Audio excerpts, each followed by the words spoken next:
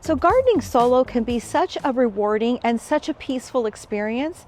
And I have come across some tips that have helped me that I'd like to share with you in hopes it'll help you thrive in your own space. So I have 10 tips for you. These are not in any particular order. Actually, I think the last one might be the best one, so make sure you stick around for that one.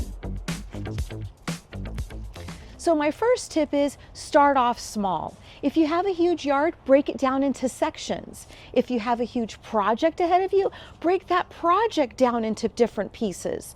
It goes back to that saying of how do you eat an elephant? Well, you eat an elephant one bite at a time.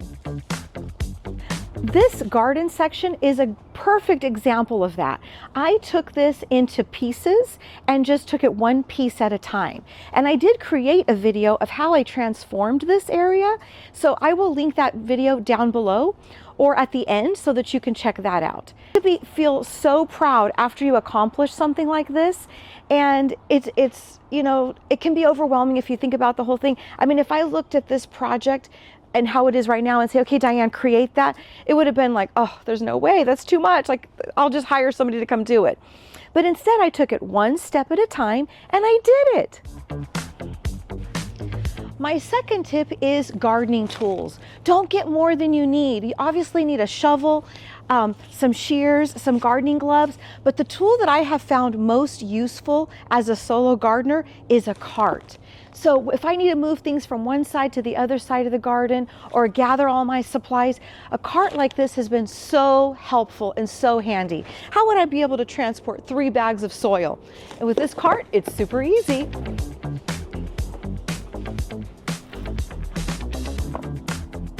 So my third tip is set a schedule. Set a gardening schedule and set an irrigation schedule. So you've got these beautiful plants and this garden all set up. They are going to need water. They're going to need to be cared for. So if you are the only person doing it, then you need to have a schedule of when you are going to go out and water. Or set an irrigation schedule that's on a timer. That's what I have. But even though you have that, you still have to stay on top of it and take a look at it and make sure that it's doing okay. Another thing is, once a week, I take my bucket and my little tool and I go around and I see a weed, pull a weed. It's so much easier to stay on top of it than to let things go. Now, there are those times when we're busy, life gets busy, and I don't get to make it out every week, so then it gets a little overwhelming. Well, then break it into sections. Today I'm going to do just this section. Tomorrow I'll do that section. And it just, literally go out there for a few minutes and it's amazing what you can get done. But if you can, stay on top of it. It's so much easier. So tip number 4 is it's okay to ask for help. Whether it's a friend, a neighbor, or family member, it's okay if there's something that you need help with to ask for help. So in my case, I have someone that comes once a week to blow the back and front yard. It's just something that gets off my plate, helps me out a lot. And that's okay. At first I was like, I had pride in saying that I, did it all myself, but I realized that by having someone to come and do that gave me more time to work on other things. So again, it's okay to ask for help.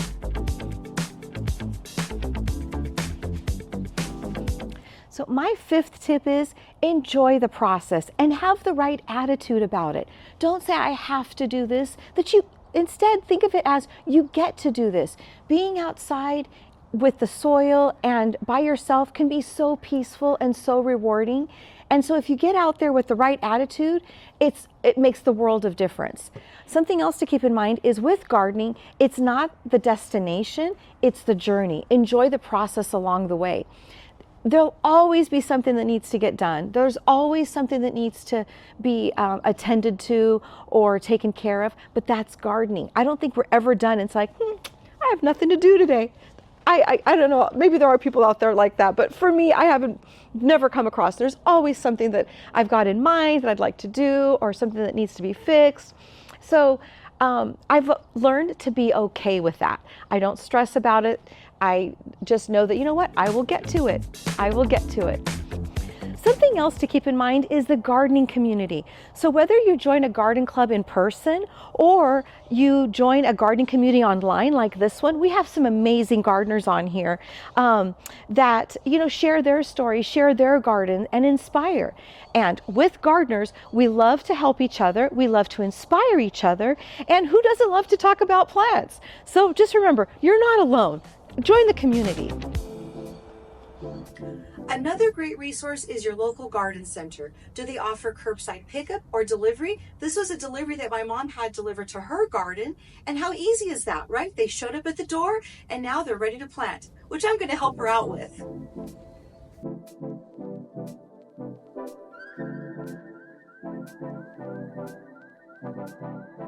Also, when you garden alone, you get the say, right? You get to pick what plants you're going to put and where.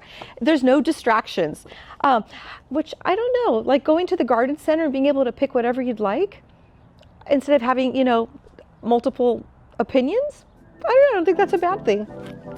Something else is embrace mistakes. With gardening, there's going to be things that aren't going to survive. You're going to make mistakes in putting something in the wrong spot and you're going to kill plants. That's just the reality of it. And be okay with that. It's part of the process and you learn from every mistake.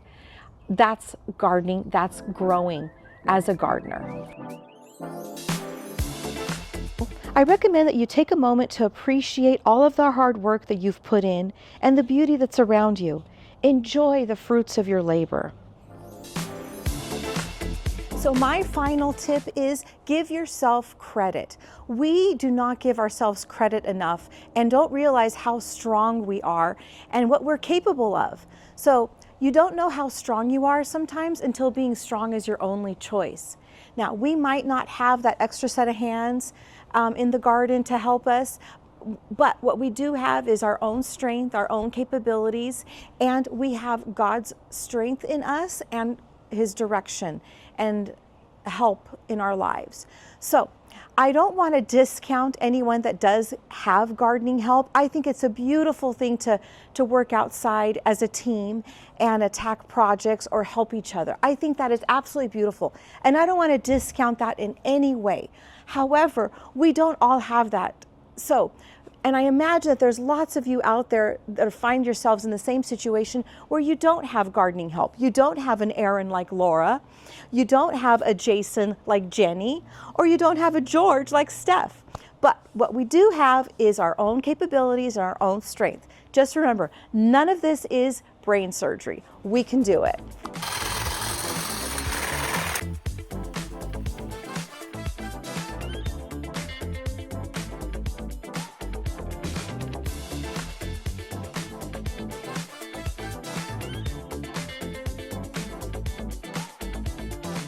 So I hope that you found this video helpful and inspiring. And if you're a solo gardener, comment down below on some things that you've learned through the process. Help all of us.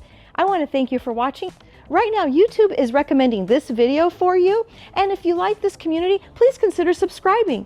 Until next time, happy gardening.